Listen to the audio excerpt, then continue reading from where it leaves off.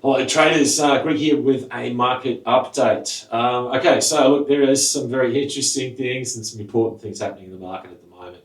And the big focus in the market, especially in the currency space, is what is happening to the yen. The yen has fallen to a new 40-year low. So the previous 40-year low for the yen was just under 162 even. Yesterday we broke through 162. Finally, and we've traded as high as 162.60. So the death spiral for the yen continues. The selling of the yen has been absolutely relentless. So look, obviously the Japanese are worried. They're not happy. Intervention, we've talked about this. Look, it is live. It can happen at any stage. It could happen today. It could also happen potentially in US time zone.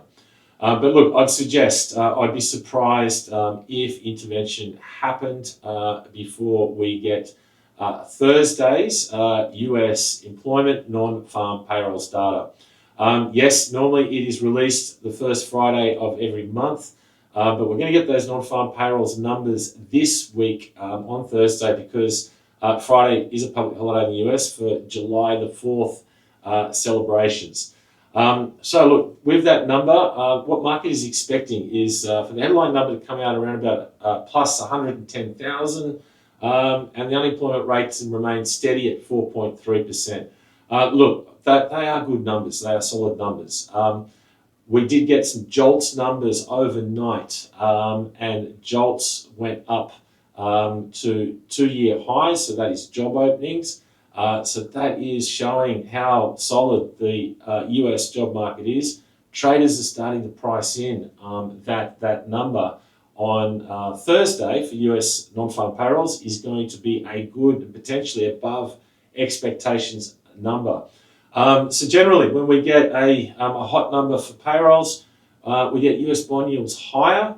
And that's what happened with the JOLTS last night. Those US 2 yields up good 7 basis points, back up almost to 4.2%, 10 years pushing back up to 4.5%. We get a stronger US dollar. So potentially, and the currency pair that's most sensitive generally for US payrolls is dollar yen.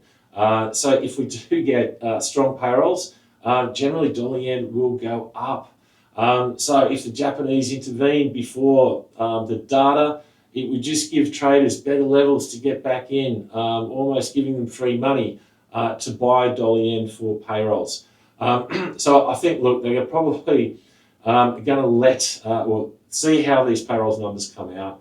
And then potentially, I'd say Friday is probably an ideal day for the the Ministry of Finance, who does the physical intervention, to intervene in the market and support the yen and sell dollar yen. For the simple reason is that we're going to get illiquid markets going into Friday for the simple fact that US traders are going to be off and they're going to be enjoying a long weekend. And so when markets are illiquid, that's generally when you're going to get the best bang for your buck. So I think potentially you might be safe long dollar yen until post Thursday. Then after Friday, I would not be long dollar yen. But again, look, what's happening, obviously with price, breaking new 40-year highs for dollar yen. Look, it's the only way to say this. I mean, it is bullish. Okay, but yes, all eyes firmly on what's happening there. The other market that is getting a lot of focus is obviously Bitcoin.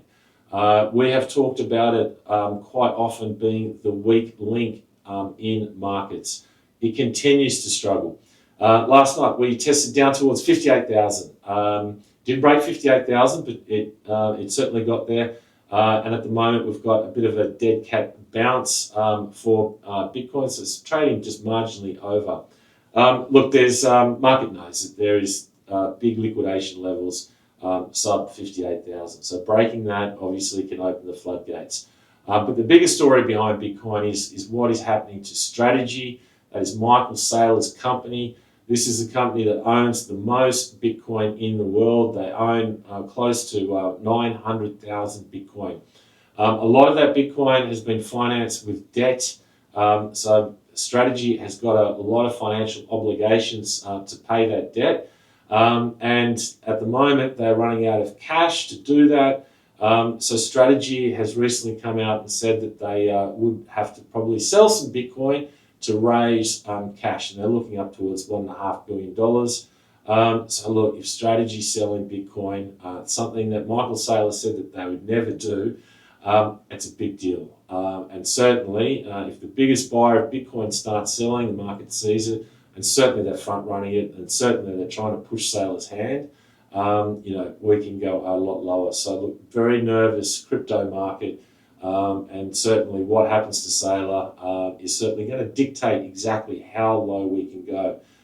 Traders are starting to look down towards 50,000, potentially a break of 50,000. So again, very cautious, and I would not be buying dips anytime soon.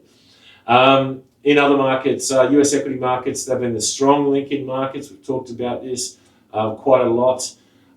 We just had the quarterly close yesterday, second quarter close for all markets. US equities, every single index, the Dow, the NASDAQ, the S&P, the Russell, all had record quarterly closes. So yes, the story still remains very bullish for US equities.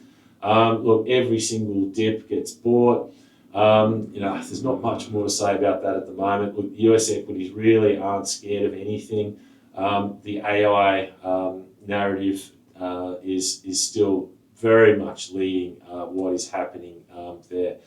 As far as precious metals and gold, especially gold, is concerned, look, it's been struggling as well. Yes, we did go below 4,000 again yesterday. Yes, the buyers came in again, took it up almost $100, but the sellers came in around about that 40-50 area. It's taken it back down to 4,000. So look, we're doing a lot of two-way volatility, a lot of two-way flow around 4,000. So we haven't exactly lost that level yet. Obviously, it's an important psychological level for the market. So I'd suggest that the battle between bulls and bears is going to be worked out on the payrolls number tomorrow night. Obviously, a strong number. We've talked about this. It's going to take bond yields higher again. US dollar is going to strengthen. Gold hates higher yields, hates higher dollar. So then I'd imagine probably we get a stronger data print. We're going to go below 4,000. We're probably going to break that 39.50 lows and then open up levels towards 3,900 and lower. Gold certainly needs a weaker number for payrolls, but after the JOLTS number last night, market certainly doesn't look like that it's pricing that in. And it's worth noting as well is that obviously in the US they've been having the World Cup. The World Cup has been hugely successful. All the stadiums have been full. Lots of international visitors. Hospitality industry must be on fire over there. Obviously they've been hiring. So I'd be shocked if this payrolls number comes out weaker than expected, and the risk is obviously comes out above expectations.